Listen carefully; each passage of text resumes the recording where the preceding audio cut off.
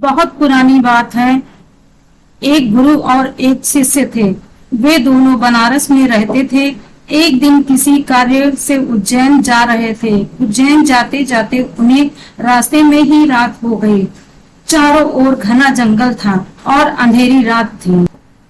इस तरह रात्रि में जंगल में रुकना सुरक्षित नहीं था। रात होने पर भी दोनों चलते रहे। तभी उन्हें एक गांव दिखा। गुरु और शिष्य दोनों ही गांव में चले गए। गांव में उन्हें एक झोपड़ी दिखाई दी। गुरु ने शिष्य से कहा कि आज हम इसी झोपड़ी में रुकेंगे। गुरु और शिष्य दोनों झोपड़ी में गए और झोपड़ी का दरवाजा खटखटाया। झोपड़ी से एक गरीब आदमी बाहर आया और गुरुजी उस व्यक्ति से बोले, हम दोनों बहुत दूर से आ रहे हैं और रात्रि अधिक हो गई है।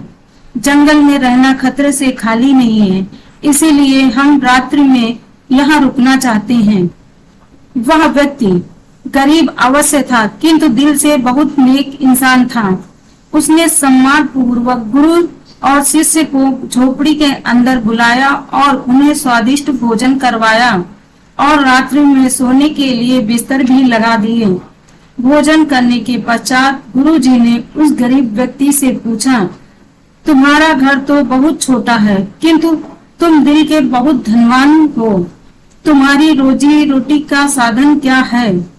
उस व्यक्ति ने गुरु के मुंह से अपनी प्रशंसा के लिए धन्यवाद दिया और बोला, मेरे पास इस गांव में सबसे अधिक जमीन है, किंतु वह जमीन बंजर है, जिस पर किसी भी प्रकार की खेती संभव नहीं है।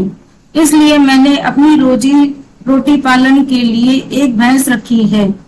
उसी भैंस का दूध और घी बेचकर मैं अपनी रोजी रोटी चलाता हूँ। उस व्यक्ति की बात गुरु जी को कुछ अजीब सी लगी, किंतु वह कुछ नहीं बोले और सोने चले गए। देर रात में गुरु जी उठ गए और अपने शिष्य से चलने के लिए कहा। दोनों गरीब व्यक्ति को बिना बताए घर से निकल गए और जाते जाते गुरुजी उसकी भैंस को अपने साथ ले गए। अपने गुरु का यह आचरण शिष्य को अच्छा नहीं लगा और बोला, गुरुजी, इस गरीब व्यक्ति के पास रोजी रोटी का यही एकमात्र साधन है। अगर हम इसे साथ ले गए तो वह व्यक्ति अपनी रोजी रोटी कैसे चलाएगा? अपने शिष्य की ऐसी बातें सुनकर गुरुजी मंद मंद मुस्कुराए और शिष्य से बोले, आज से ठीक 10 वर्ष पश्चात तुम इसी स्थान पर आना और इस व्यक्ति से फिर मुलाकात करना। भोर होने से पहले ही गुरु और शिष्य भैंस लेकर उस गांव से बाहर निकल गए। धीरे धीरे कई वर्ष बीत गए।